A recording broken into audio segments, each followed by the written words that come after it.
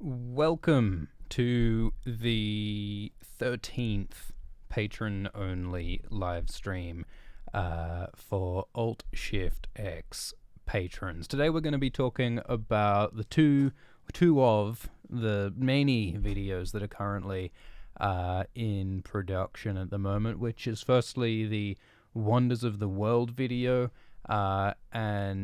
and then also the Season 1 Episode 2 video as a follow-up to the video on Season 1 Episode 1. And we've also got that Stark History video happening, and a recap video happening, and other sorts of thoughts happening. So we'll just be sort of chatting and rambling about those, answering any questions about those videos or anything else. Welcome, Cardinal and Rhaegar, to the chat. Thanks for coming. So yeah, we got these videos happening, and I've also been thinking about general plans for Season 8, which is obviously a crazy exciting time with the end of the Game of Thrones show. And even some optimistic whispers from the old Gurmo lately about Book 6. This is an end to things and a beginning of new things. And it's gonna be fun and hard. Like, one of the things that we need to do is figure out a recap video to sum up the last 7 seasons of Game of Thrones. And if that sounds that's gonna be a challenge. Because one of the things about Alt Shift X, I think, is that Alt Shift X is really good at focusing in on one narrow topic and being super detailed and in depth about that one narrow thing. But the broad scope of like the entire, 76 hours of TV, that's a hard thing to compress into one video. But hey, we'll work it out. Cool. All right. So let's talk about this Wonders video.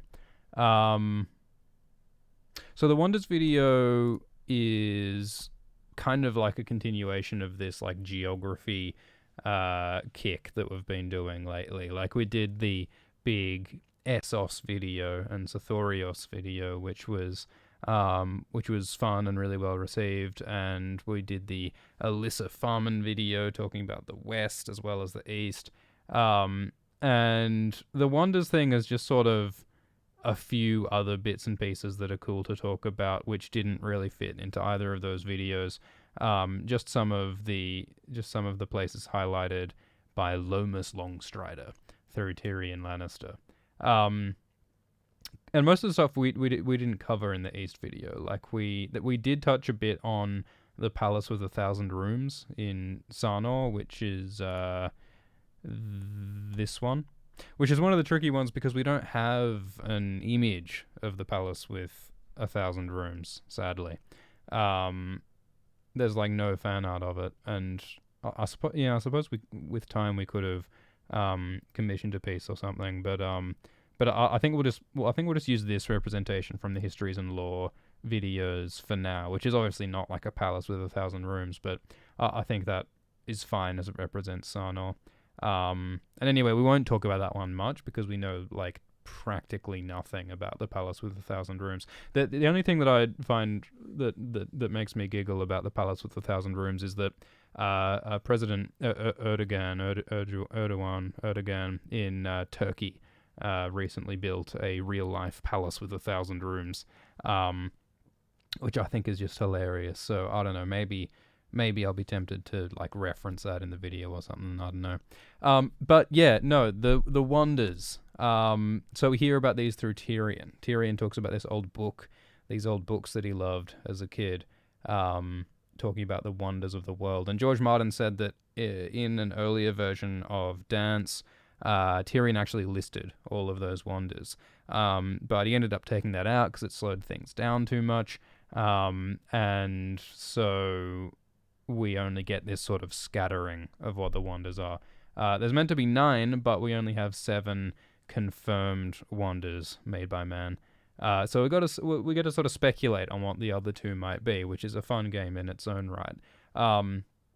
So as you can see, they are the Wall, the Titan of Bravos, the Bells of Norvos, which are interesting, Long Bridge of Volantis, Valyrian roads made of that fused black stone, Palace with 1,000 rooms. The Walls of Karth are like considered by the family to be a confirmed wonder. I'm actually not entirely convinced of that being like a certainty, because like what that comes from is there's like one little line in Dance when Penny, do you guys remember Penny the dwarf who Tyrion meets in Dance with Dragons?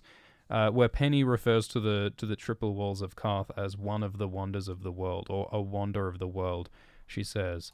What's her exact wording? I'll pull it up later. But and she refers to the walls of Karth as a wonder of the world, but like I don't know if she's using that term to refer to like the specific 9 wonders made by man as written by Lomas Longstrider. Like that's a very like specific category of wonders, and I don't know if Penny the dwarf is referring to like, Lomas's book when she says that, or if she's just saying that, hey, like those walls are pretty darn cool, hey, so but we'll include it in there anyway because it's plausible and it fits with what the community consensus is. And then there's like the 2 spots for more speculative ones. Cardinal says that the triple walls of Karth might be a wonder if you're a dwarf. That's true. I suppose everything might look bigger if you're a dwarf, and triple walls of Karth certainly would. One of the things about this video is the issue of scale. George Martin famously takes things from real history and then makes them bigger. So throughout this video, we're talking about historical influences, like the wall. George Martin says is based off Hadrian's Wall, which crosses across Britain, built by the Romans to keep out the barbarian Brits, in much the same way that the wall is built across the north to keep out the barbarian wildlings. And obviously the wall of Game of Thrones is far, far bigger and more magical than Hadrian's Wall is. And similarly, the Titan of Bravos is based off, or is presumably based off, the Colossus of Rhodes, which was this big statue that stood on the Greek island of Rhodes. And George Martin just took that and made it way bigger and cooler and put fire in the eyes.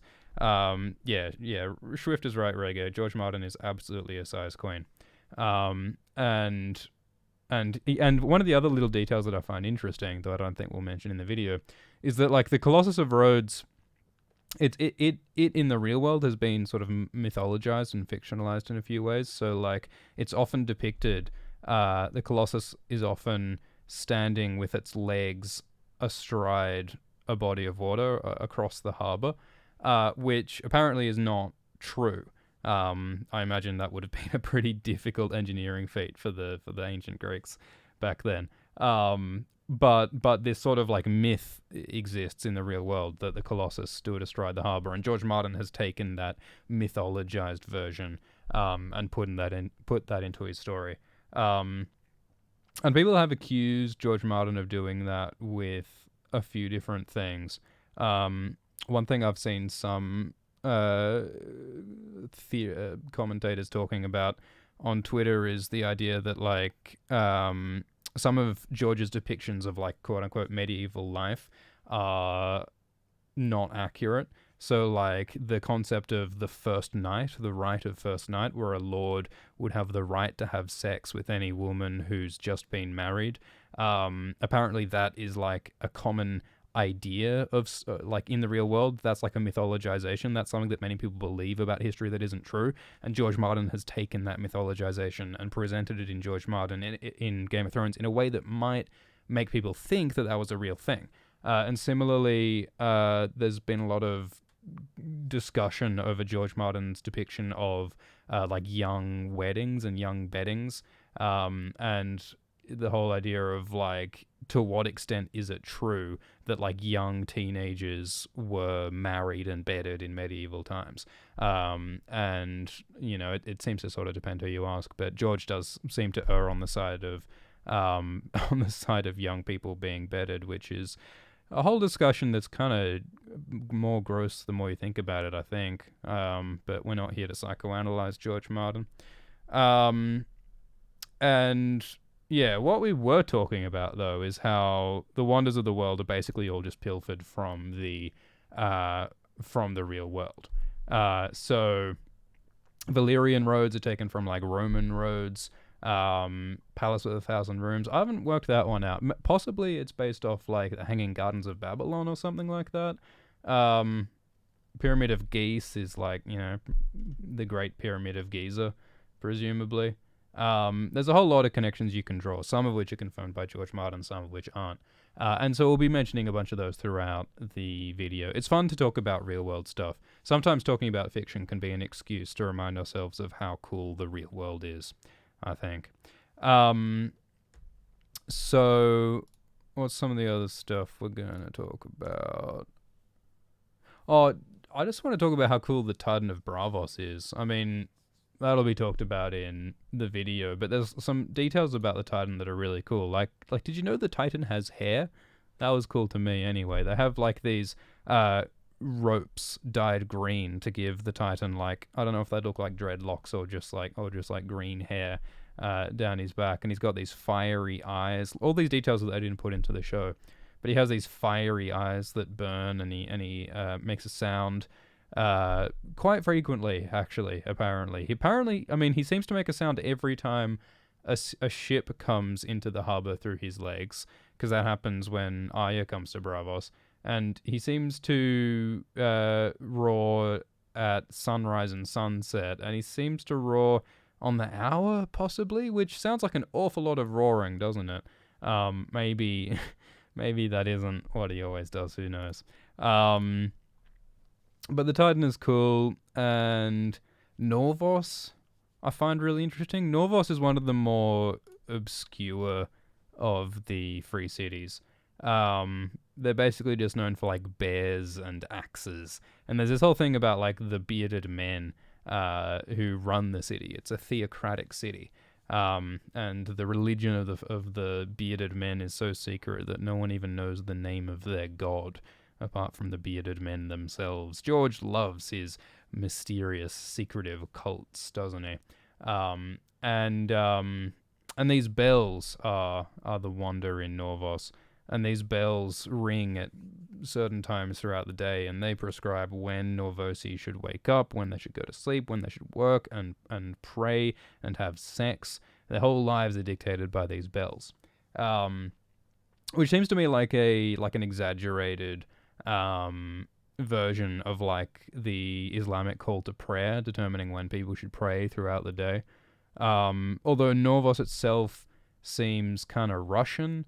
There was someone on Reddit who was going on about how this is just sort of like the culture of Norvos, and things like the bears and the axes can all be sort of linked in different ways to Russia, and specifically the name. There's a Russian city, an old Russian city called what's it called?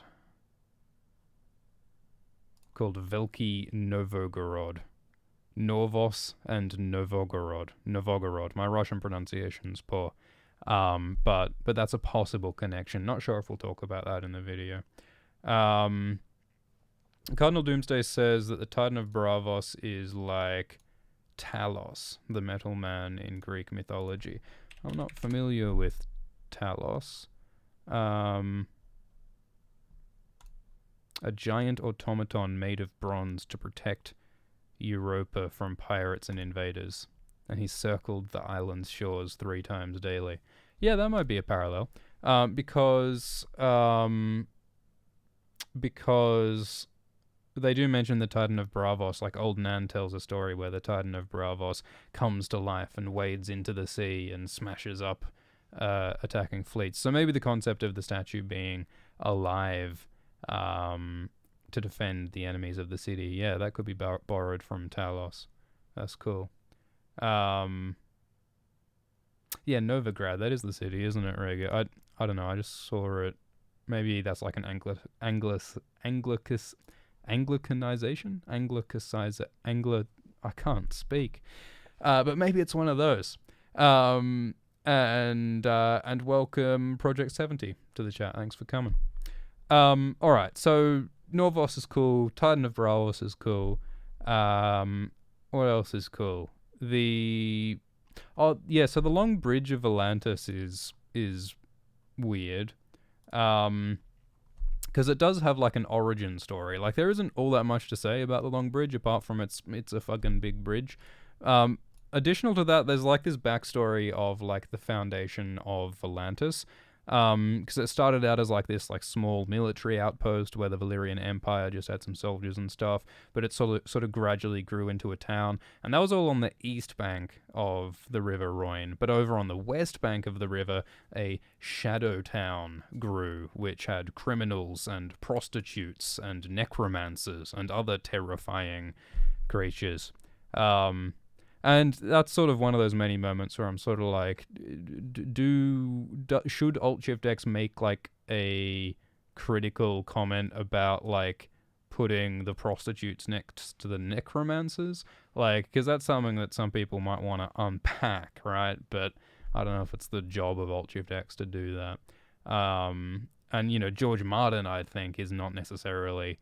I'm being... vague, but like the idea of like George Martin is constantly presenting like attitudes and values in his works which we're not meant to take uncritically. Like for instance, like, you know, the whole like treatment of women like through Brienne's eyes, we're obviously invited to question the way women are treated in Westeros. But there are other times that feel like less uncritical, like the idea of like to take an extreme example, like the brindled men of Sithorios. Ooh, they're all gross and savage and primitive. And like constantly throughout like the depictions of Essos, there's constantly this idea that the exotic and the unknown and the distant and the foreign is linked with the evil and the negative and the savage and the wrong. And that like is not as that stuff is not presented as critically as like some of the other stuff is. And I just think that this line here is just like another sort of really like minor example of like this medieval conception of what lower class grossness is, and like, you know, to what extent should we be critical of that, and to what extent do we need to express being critical of that, is I suppose the long ass way of saying what I'm trying to say. Anyway, usually the fallback for Alt-Shift-X is just to present the text as it is. But anyway, the point that I was trying to say is that there's this whole story of Atlantis, and you got like the nice upper class Eastern Bank, then you got the lower class West Bank. And the story goes that the nobility in the East sent soldiers to like bring order and decency to the gross lower class Western Bank, which was difficult because the river was hard to cross because the Rhoyne is bloody huge. And for that reason, they built the Long Bridge, which is the biggest bridge in the world.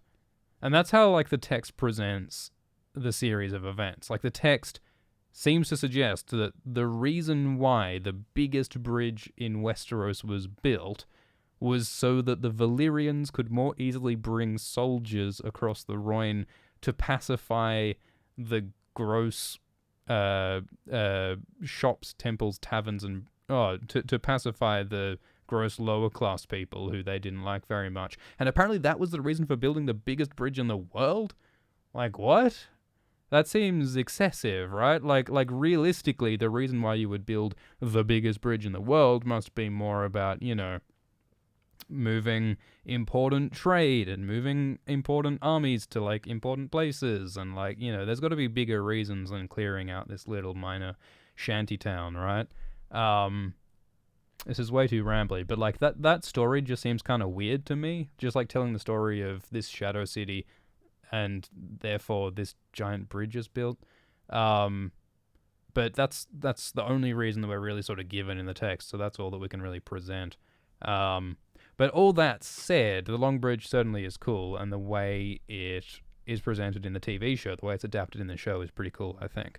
Because you got Tyrion and Varys crossing the bridge in season 5, and it all looks like just like how it's described in the text, with all the, buildings overhanging. It's like a tunnel because of how like built up the bridge is and all that, which is all cool.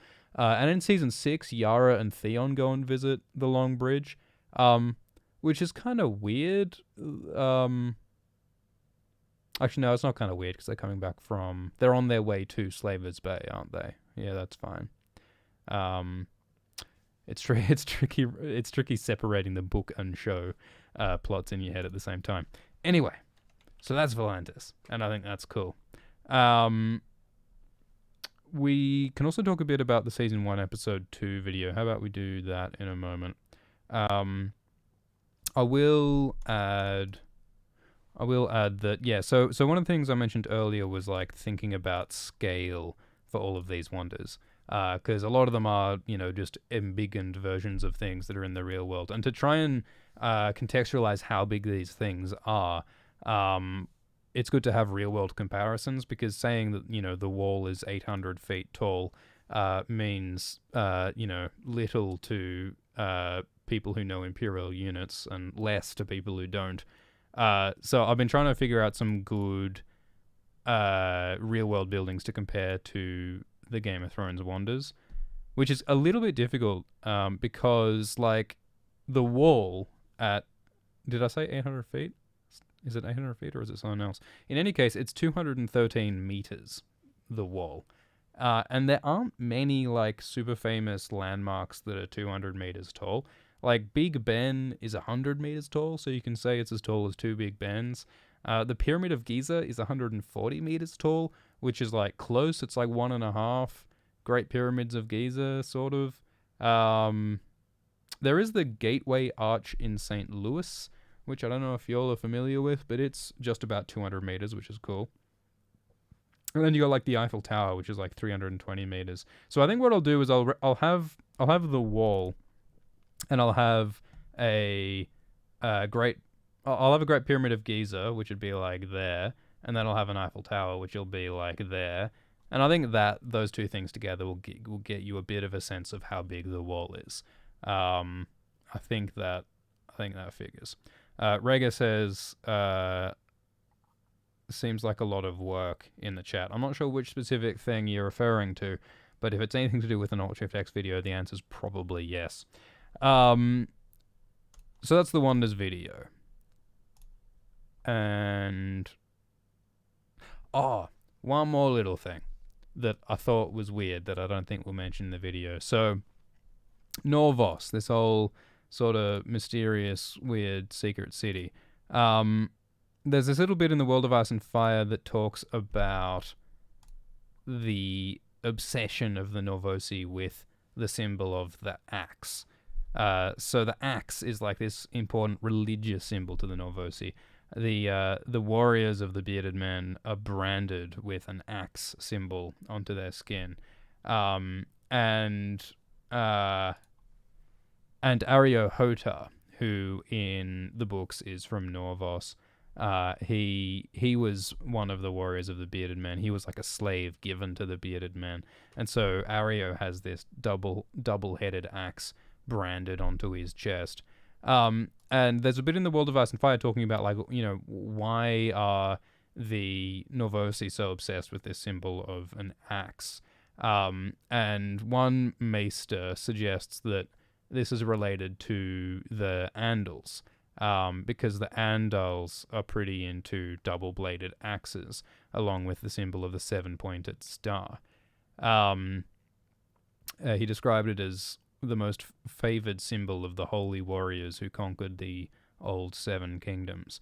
And that, combined with the idea of, Hugor of the Hill might possibly be another cultural version of Azor Ahai. Because we talked a bit in the Essos video about how there's all these different like cultural interpretations of the legend of Azor Ahai. So you got like Azor Ahai, which seems to be like Ashai. Then you've got Yintar in Yiti, and Nefarion in Nefer, and Herkun the hero in presumably Herkun. And in Sanor, you've got Huzor Amai and Mazor Alexi. And the Andals have Hugor of the Hill, who's like this figure in the Faith of the Seven. But Hugor is apparently like a transliteration of Hucko, which kind of blurs it and makes it sound like it might be connected to Huzor Amai. Hugo, Hucko, Huzor Amai, which might connect to Azor Ahai.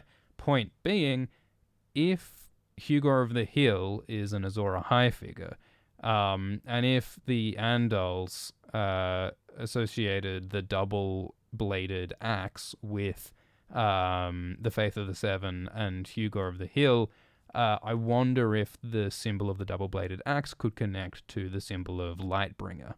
Because Lightbringer is, of course, the fiery weapon of Azor Ahai that was used to end the Long Night, and is symbolically very important. And maybe in the same way that, Azor Ahai became the prince that was promised and all these different figures and a woman with a monkey's tail and all that stuff, maybe Azor Ahai with Lightbringer became Hugor of the Hill with a double-bladed axe. And maybe, if you want to get really tinfoil, you could say that, like, the secret religion of the bearded priests who don't even let anyone know the name of their god, I wonder if the name of that god might be something along the lines of Azor Ahai. And I wonder if the bearded priests might have some secret prophecy at the core of their beliefs that's related to the return of Azor Ahai, and the axe representing the weapon of Azor Ahai, Lightbringer. That's just some sort of wild tinfoil that I suppose is probably not true, but which would fit into the pattern of all these different cultures across Essos having different interpretations of the Azor Ahai myth. That's just a thought. So obviously that's way too sort of tenuous to include in the video, but I thought it was interesting. And yeah, I'll note that, the free cities of Essos are like the region that we haven't covered, because like our Essos video covered like most of, well, the world of Game of Thrones. We covered Sithorios and Far Essos. And, we've talked plenty about Westeros, although, we could certainly do like a video for each of the Seven Kingdoms at some point. That's been on the to-do list for the last 3 years. But it would also be cool to do a video about the free cities, because obviously there's lots of interesting lore about Pentos and Bravos and Mir and Lys, and, some of them we don't know much about, but we could certainly do a video on those at some point. Although I'm not sure if we're going to have time before Season 8. Season 8 did come a little quicker than I thought, in April. I thought it might have come later in the year, so there isn't quite as much time to get stuff done as I'd like, but there's certainly a lot of cool stuff to do. Okay, so now let's talk a bit about Season 1, Episode 2. How about that? Let me pull up the Season 1, Episode 2 stuff. And we'll have some thoughts about that.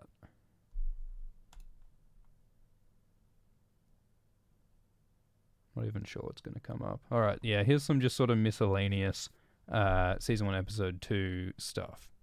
Yeah, I actually made this Joffrey will remember that thing. Anyone who plays Telltale games, and I actually haven't played any Telltale games, but they have this thing where, the character will remember something if you choose an action that impacts them.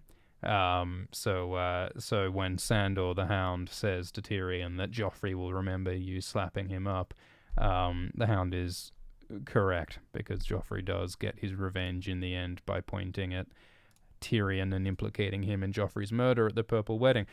Although that is, like everything else in Game of Thrones, a bit ambiguous and complicated, because in the show it's pretty ambiguous. Like, Joffrey dies and falls, and his hand points in the direction of Tyrion, kind of, and then Cersei interprets that as being Joffrey implicating Tyrion. And in the books, it's even more ambiguous, I think. It's more like Joffrey reaches out to Tyrion, and in Tyrion's POV, Tyrion's thinking, is he asking me for help? Is he even thinks like, is he thinking sorry? I think is he apologizing? Yeah. I can't find that note right now, But there's so much notes, guys. Oh no, here it is. Yeah, no, but the point is that like it's ambiguous whether Joffrey does deliberately implicate Tyrion in Joffrey's murder. That's what I'm trying to say. But regardless of that, Joffrey and Tyrion certainly have a worse and worse relationship throughout the series, which, at least as far as we see it, kind of starts with those slaps, and this is such a wonderful series of shots here to illustrate the relationship that Tyrion and Joffrey have later in the season.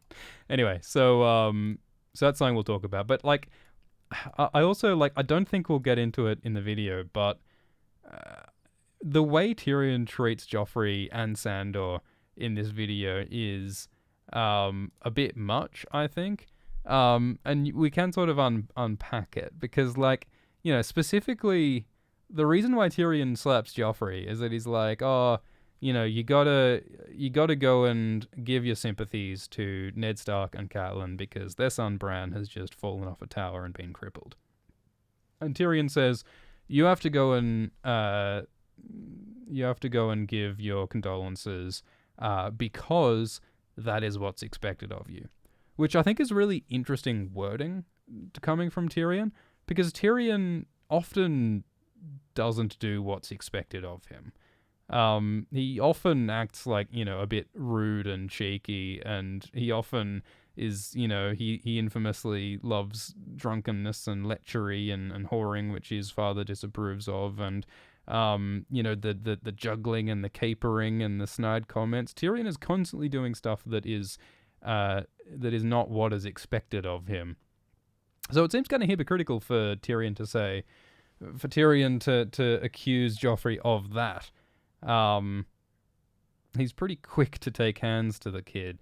And I tend to think that, you know, part of what motivates Tyrion here, and this is probably overthinking it, but I think that part of what motivates Tyrion here is wanting to lord it over someone. Like, Tyrion is a dwarf. Tyrion is someone who's looked down on, literally and metaphorically, by his family and by society at large.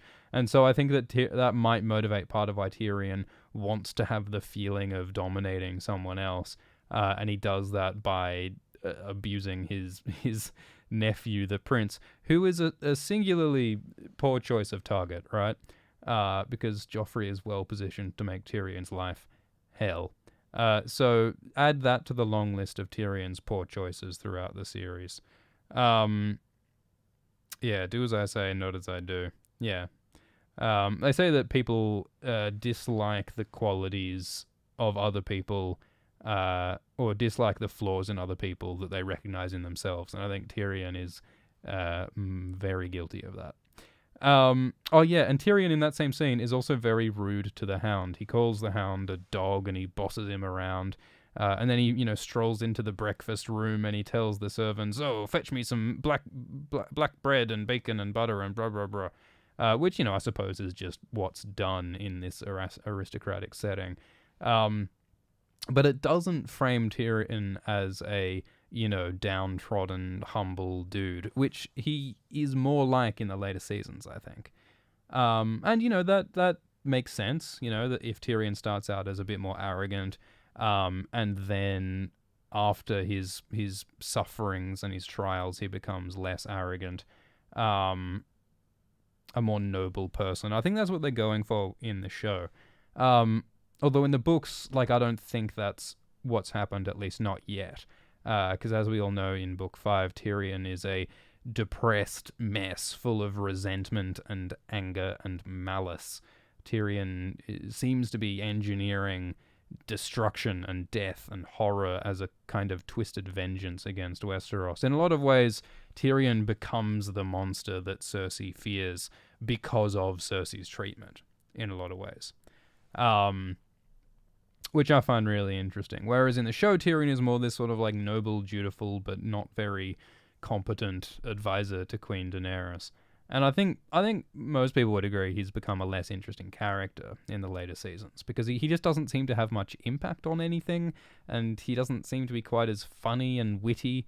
he just keeps on repeating that anecdote about the arse and the honeycomb, and it's just a bit like, yeah, okay, all right, catchphrases are getting a bit tired. So I don't know, they've got to do something with Tyrion in season 8, I think. Doomsday says that Tyrion saunters. He is damn good at sauntering. 70 says that maybe Joffrey is exerting power over Joffrey while he's still young enough that Tyrion can get away with it. Yeah, that probably makes sense. Maybe Tyrion doesn't expect King Robert to die anytime soon.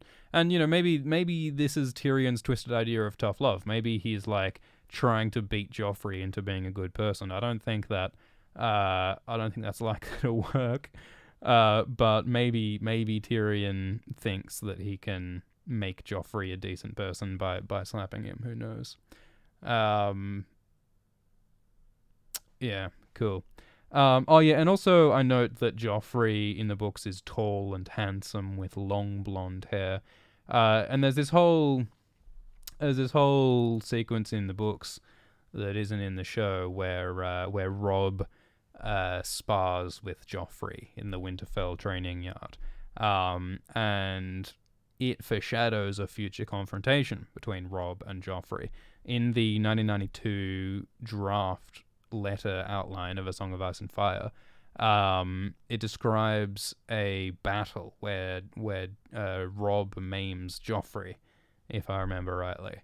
And so that spar is foreshadowing of that, but that battle between Robb and Joffrey never happened. The story got changed, and so maybe that's part of why that spar doesn't happen in the show. It would have been great if it did, though, because one of the other parts is that Tommen fights Bran, and Tommen is described as being padded with armor so much that he looks spherical, and the whole thing sounds quite adorable. And it, you know, is an extra layer of slowly brewing tension and conflict between the Lannisters and the Starks is what's happening there. Doomsday says that Joff is so pretty in the books. And yeah, he is, and I think that adds to the whole theme of, like, you know, Sansa's songs being illusory.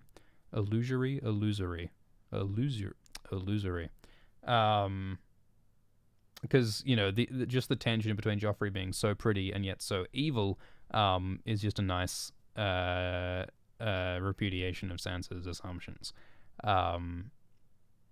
Which I like, because as I've mentioned before, you know, there are lots of ugly bad guys in Game of Thrones. It's nice to have the pretty bad guys as well. So yeah, that's Joffrey.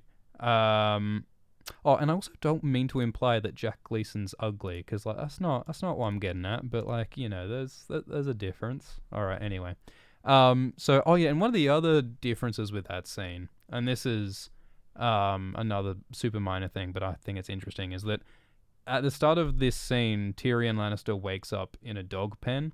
Like, he's waking up among the dogs, and he's just had, like, a hard night drinking, presumably. And in contrast, in the book, Tyrion spends the entire night reading in the library and not sleeping. And apparently that's a totally normal thing for him, which is a pretty, like, stark change. I think the introduction of Tyrion in the show focuses much more on, like, the lechery, partying Tyrion than the sort of academic, smart Tyrion.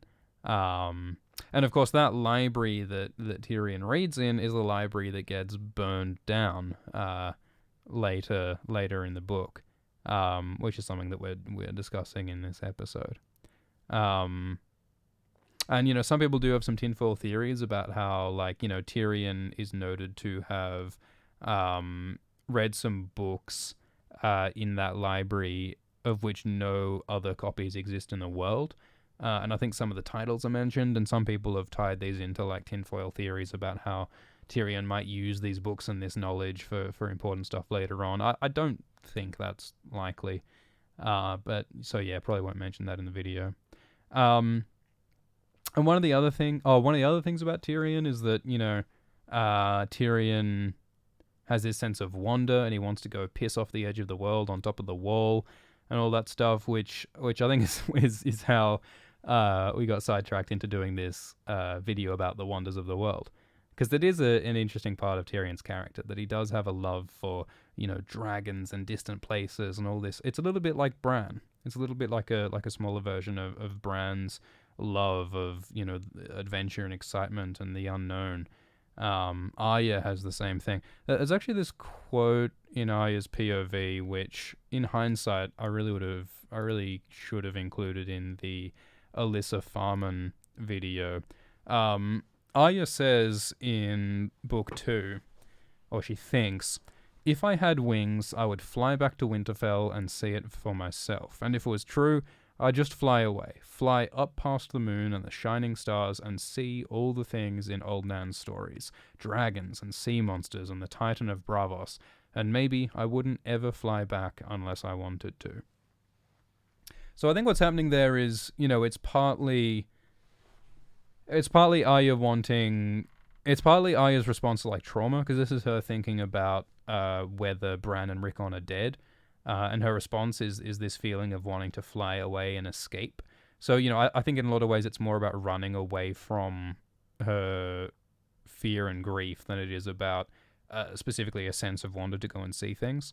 But, she expresses an interest in wanting to see the things from the stories, dragons, sea monsters, the Titan of Braavos, and of course that, foreshadows Arya seeing the Titan of Braavos in Book 4. But, I think my point is that could also support the idea of maybe Arya sailing off into the west and going off adventuring on her own. She definitely does have that impulse in her. And, I wonder if Alyssa Farman might have felt the same way.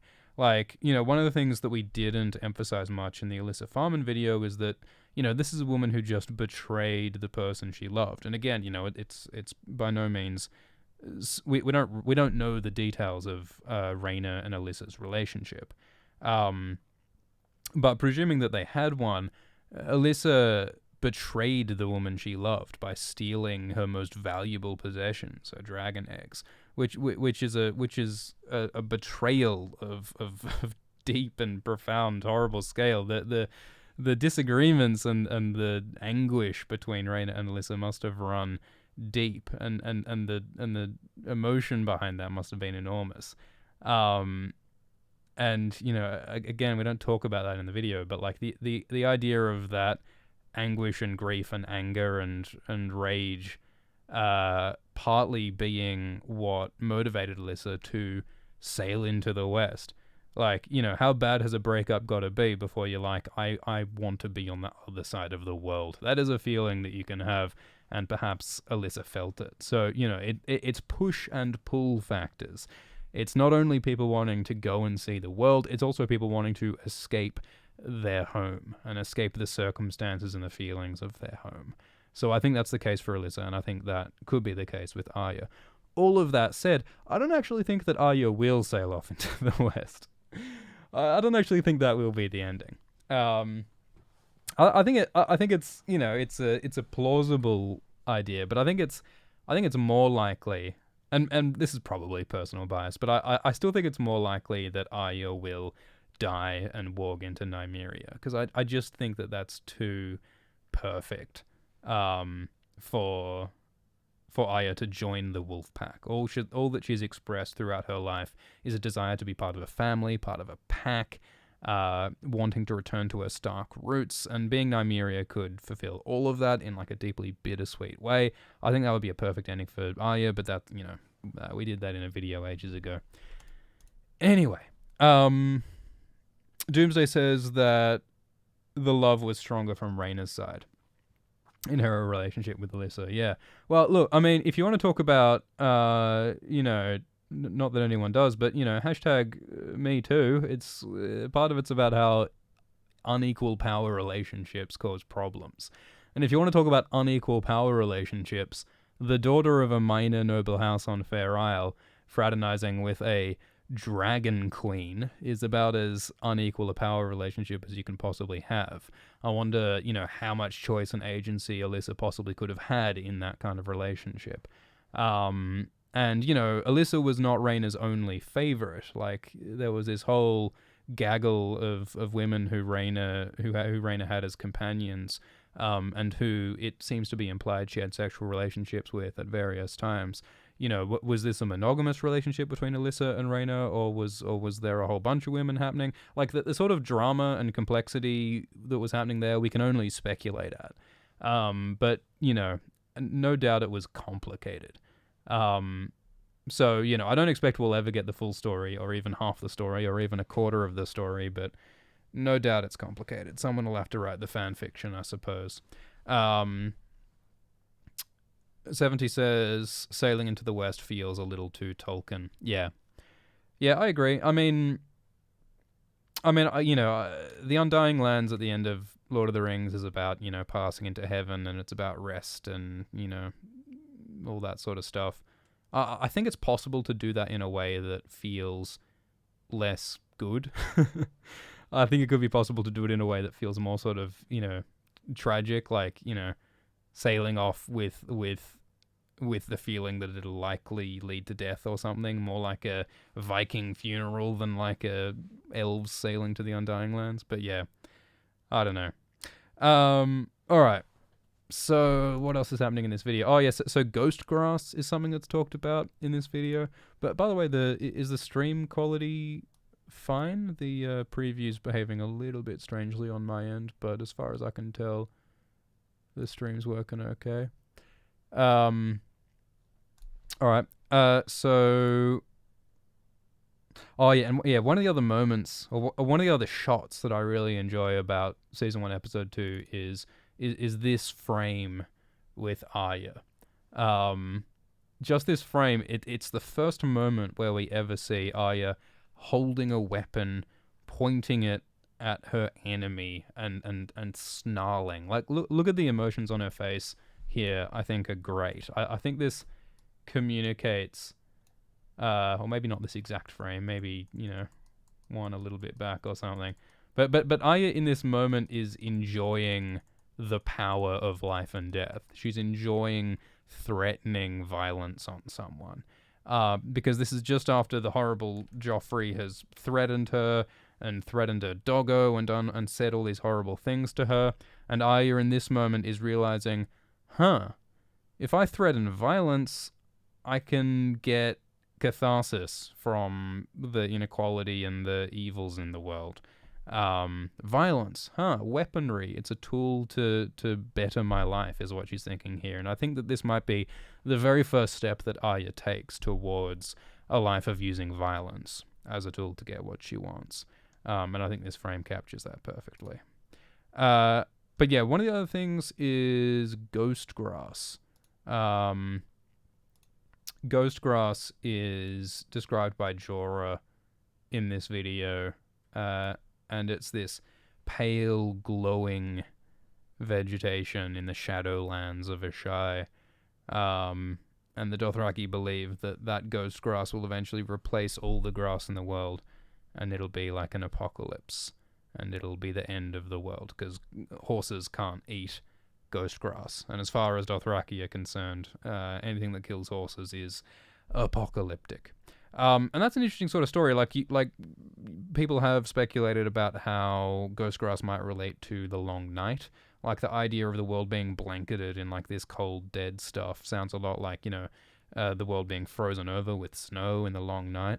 So there could be a connection there. And we also have this moment where where Jorah and Viserys talk, and Jorah describes the reason why he's been exiled, because of the slavery he dabbled in, and Viserys says, you shan't be penalized for such trifles once I'm king, which gives us just this sort of momentary window into how fucking awful a Viserys kingship would be. Like, just imagine if Viserys was king and he's like, yeah, slavery's cool, murder's cool, like, screw with the lowborn. Like, that would not end well. Like, would he be like a King Maegor? Would he be like a King Aegon the Unworthy? Viserys would have been bloody awful. So we get to see what we've averted in that moment, I think. And, we of course get this conversation with Jaime and Tyrion, where Jaime says that, Bran's better off dead. I'd rather be dead than a cripple. And, of course, soon thereafter, Jaime becomes a cripple. and he almost chooses to die, but then he decides to live. So that's some nice foreshadowing there. And something that's more show specific, at least for the moment, that I find interesting, is when Jaime says to Tyrion, hey, sometimes you make me wonder whose side you're on. And Tyrion says, Jaime, I love my family. And it's this moment of Tyrion's loyalty being questioned. Tyrion's loyalty comes up a fair bit in these early seasons and book. When Tyrion tells Catelyn that, I never bet against my family. And there's another bit about, Tyrion says, I must do the part for my honor of my house. The whole concept of Tyrion's loyalty to the Lannisters comes up a lot at the start, which, in hindsight, is now this really sharp foreshadowing and contrast to Tyrion's betrayal of House Lannister when he joins Daenerys and stands on the battlefield of the Loot Train battle, which is the worst name of any battle in Game of Thrones. And Tyrion looks over the charred and burning flag of House Lannister and looks upon the destruction he's wrought upon his own family. And so this moment of Tyrion's loyalty is a huge deal for his character. So it's interesting to see that so early on in Season 1, Episode 2. And I wonder how that might manifest in the books. Because, Tyrion has sent young Griff into Westeros, but whether that's really where Tyrion's loyalties lie is another question. Another interesting moment in Season 1, Episode 2 is Cersei's description of her black-haired baby, which is another thing that was not in the books that the show added.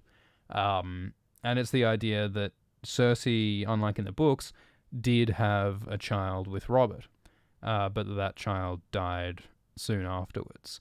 And it's this beautiful humanizing moment for Cersei, which, we don't get anything like that so early in the books.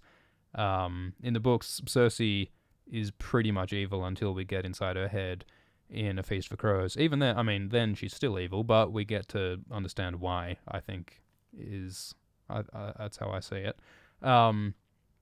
Whereas in the show, there are some really great humanizing moments where Cersei talks about her feelings, her relationships. The moment with Robert and Cersei in Season 1, Episode something is amazing. We get this window into Robert and Cersei's failed relationship, and the line is that Robert says that one of them says that the only thing that's holding the realm together is our marriage between King Robert and Queen Cersei, and immediately after they say that, they both laugh because their relationship is laughable. Their marriage, their political marriage is loveless and hateful and abusive, and they laugh at the thought that that's what's holding the realm together. And it's so great.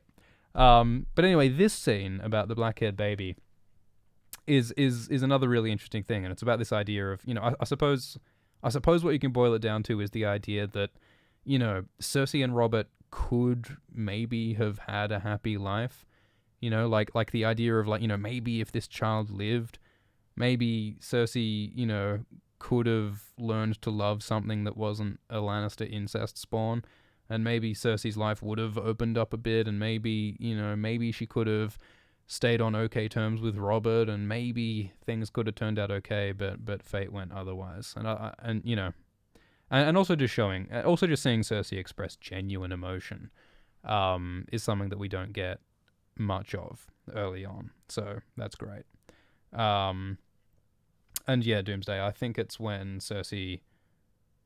Is it when Cersei mentions... I'm not sure if Cersei mentions Lyanna in that scene with Robert and Cersei. No, I'm not sure. Anyway, but yeah, no, one of the other things about that scene is that some people have this tinfoil theory that the black-haired baby of Cersei and Robert is Gendry, which is a cool theory. Maybe Gendry is Cersei's son. I'm pretty certain it's not true, because I feel like if Cersei's baby didn't die, Cersei would have noticed. Unless you've got some sort of hashtag dead baby swap happening, which doesn't seem all that likely. But, I wouldn't put it past Varys, honestly. If you want to get tinfoil, you could say, oh, well, there was another pisswater prince. Varys stole Cersei's baby, Gendry, and replaced it with a dying, sick baby that looked the same. So Cersei thought her son Gendry died when Gendry, the rightful heir to the throne, is actually alive, and Varys will snatch him up and put him in his pocket with all his other pocket princes. Maybe that's an idea, but I don't think it's true. Yeah, that's a good point, Rhaegar, that Cersei, the other point of this scene is that it's showing that black-haired children are the children of Robert, whereas blonde-haired children are not the children of Robert, and so that helps explain the whole seed is strong mystery. I'd still be willing to bet that the proportion of Game of Thrones show watchers who understood the whole mystery of the Lannister children being blonde and therefore not being the children of Robert but being the children of Jaime and Cersei, and therefore Joffrey is illegitimate, and therefore, like, I don't think many show watchers were following all of that, which is yeah, probably a good reason to try and make it easier for them with those sorts of scenes. Oh, this bloke is Mikken, presumably. There's lots of these little extras that appear in like one shot who, like, people on the Game of Thrones wiki have figured out, oh, that person must be Aris Oakheart, and that person must be Giles Rosby, and so on. And I do doubt the veracity of that sometimes, but it is convenient when I need an image of a character for a video when no image exists. Getting to choose one of these extras and saying, this is Mikken. I mean, that works. That's helpful. Anyway. And yeah, we also have the adorable scenes with Nymeria, and with Jon and Arya's relationship. And one of the inevitable things you got to bring up is that in the 1992 draft outline of Song of Ice and Fire, Jon and Arya were going to fall in love and have a love triangle with Tyrion. And that just puts a sort of a gross pall over Jon and Arya's otherwise adorable relationship, with all the hair mussing and so on. And of course, that just brings up the idea of, will Arya and Jon meet again? In the show, it's been about 7 seasons since they saw each other. But in the books, they do say that different roads can lead to the same castle, so maybe we'll be in luck. And then there's obviously the conversation with Ned and Jon, where Ned says, when I see you again, I'll tell you about your mother, and he never sees him again. There is so much R+L=J foreshadowing in these early episodes. Like, in the very next scene, Robert says, I'll kill every Targaryen I get my hands on, and Ned says, well, you can't get your hands on this one, can you? Which is referring to Daenerys, but it's also referring to Jon. Like, so much R+L=J stuff. And oh yeah, we get a first glimpse of Rast in the show, who has a whole sort of long history in the show. He becomes one of the Night's Watch mutineers who goes beyond the wall and kills Jill Mormont, and he ends up being killed by Ghost, I believe. Rast does in the show. So that's the whole thing. And we have another moment with Benjen, which I think is a good time to go a little bit deeper on the mystery of Benjen's character, the things he might know, what's going on. So Benjen's cool. Like, we could have talked about him in the first episode, the season 1 episode 1 video, but Benjen, there wasn't really time for that. I think in this video we'll get to talk a bit more about Benjen, and this shot specifically I think is great. This is a perfect space here to put a quote about all of Benjen's sacrifices and his melancholy and the things that he's given up to be part of the Night's Watch. I think I'm always looking out for shots that have a nice sort of 50-50 open space here, which is always good for shots, always good for videos. And yeah, we have the burning of the Winterfell library, and of course we have the infamous Cat's Paw assassin. It's hilarious how everyone refers to him as the Cat's Paw, just because, like, in 1 or 2 lines he was referred to as a cat's paw, and now everyone's using the word cat's paw as though the word cat's paw was a thing. Cat's paw, cat's paw, cat's paw. Who says cat's paw? Anyway, and so the mystery there is, like, who did it? And in the books, it's pretty definitively Joffrey, but I feel like in the show they sort of vacillate about who sent the assassin to kill Bran. I think I feel like it's sort of implied that it was Littlefinger who did it. But in one of the recent scripts unearthed by Joanna Robinson, there is stuff in the original script of this episode, or in one of the episodes, that seems to confirm that Joffrey did it. But I still think that later in the show, they are sort of leading viewers to believe that Littlefinger did it. I don't know. It's never really clarified in the show, because who can remember what happened 7 seasons ago? Oh, and one more thing. I think we'll wrap up very soon, so if you've got any last questions, chuck them in the chat. But one last thing I want to talk about in this video, well, actually, there's like halfway through, but one of the things I want to talk about is the story of the dragons that... Is it Eerie or Jeekwe? I think Jeekwe tells the story of how there used to be 2 moons, and then one of the moons got too close to the sun, and it cracked open, and 1,000 dragons came out, and that's where dragons come from. And the inimitable Lucifer Means Lightbringer, a YouTuber and podcaster, has done a lot of amazing work on what the symbolic meaning of that is, and he ties it to the legend of Azor Ahai and Nissa Nissa, in the same way that Nissa Nissa was killed with the fiery sword of Azor Ahai, and that created the fire on Lightbringer, and that ended the long night. Or maybe it caused the long night. Lots of tangents there. But just that sort of concept we will bring up in this episode, because the story's told in this episode. And it also relates pretty directly to Daenerys and Drogo, because Daenerys is called Moon of My Life and Drogo is called Sun of My Life, are the pet names that they have for each other. And of course the sun and the moon are characters in this astrological story about the origin of dragons. And of course, it's when Drogo dies and Daenerys, the moon of his life, enters the fire of Drogo's funeral pyre, it's in that moment that the dragons are created, which perfectly mirrors the whole story of the sun and the moon creating dragons that Jeekwe tells.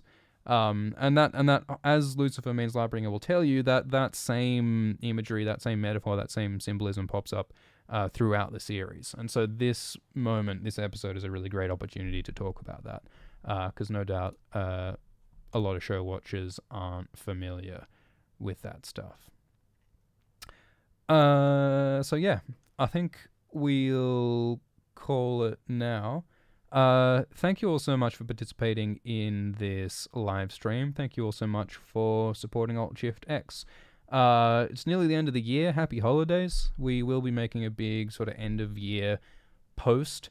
I don't want to call it too early, but I think that we have released more videos this year than any other year, which is great. Oh yeah, it is Doria. Is it Doria? I think it is Doria. All right, yeah, thanks Doomsday for the correction.